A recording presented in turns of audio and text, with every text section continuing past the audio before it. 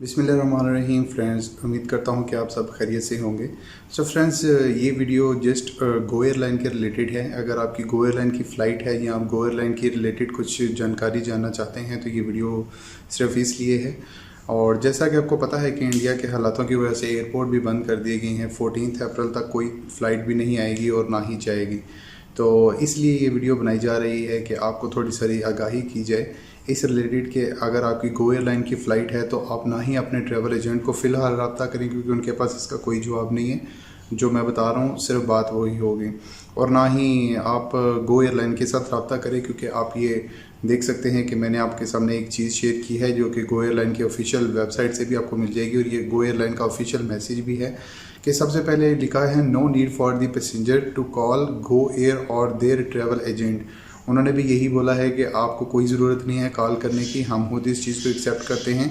All ticket will be protected and passengers can reschedule there travel without any fees, कि आप इसको change कर सकते हैं बगैर फ़ीस के। और इसके अलावा अगर बात आ जाए आपके पैसों की, तो वो आपको फुल रिफ़ंड मिलेगा, लेकिन रिफ़ंड इस सूरत में मिलेगा कि आपको आपके वॉलेट में मिलेगा, आपको आपकी टिकट के अंदर मिलेगा।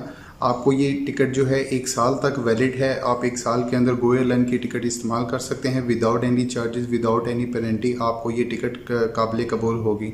अगर आपने किसी ट्रैवल एजेंट से टिकट करवाई है तो वो 100, 200, 300 रुपया उसकी सर्विस फ़ीस होगी, जो कि नॉन रिफंडेबल होगी, वो आपको वापस रिफ़ंड नहीं करेगा। इसके अलावा अगर आप बात करें कि आपको पैसे कैश में मिलेंगे, तो आज से नहीं, सॉरी, 3-4 दिन पहले, जो कि जो मैंने रिफ़ंड करवाए थे, आज से 5-6 दिन पहले रिफ़ंड करवाए थे, तो वो रिफ़ंड हो गई थी। लेकिन 3-4 दिन पहले जो अपडेट आई थी वो यही अपडेट थी कि आप अपने पैसे रिफ़ंड नहीं ले सकते। आपको, अगर आपने एजेंट से करवाई है तो उसको रिफ़ंड मिलेगा उसकी आईडी में, वो कैश में आपको नहीं दे सकता, वो वॉलेट में रहेगा।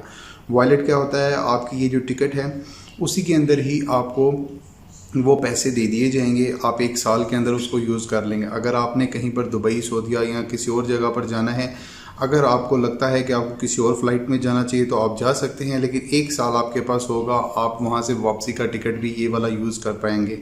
और जो बाकी बच जाएंगे वो फिर आपके पास सेव हो जाएंगे। अगर नेक्स्ट कोई फ़्लाइट होगी तो इसमें एडजस्ट हो गए। और इसी तरह अगर आप गो एयरलाइन में जाना चाहते हैं तो गो एयरलाइन के अंदर आपके पास अभी पैसे ज़्यादा आ रहे हैं। अगर आपने 20,000 का टिकट लिया, 22,000 का टिकट आ रहा है, तो वो 2,000 रुपये आपको डिफरेंस ऑफ फेयर देना पड़ेगा। आप ट्रैवल एजेंट को दें या एयरलाइन को दें।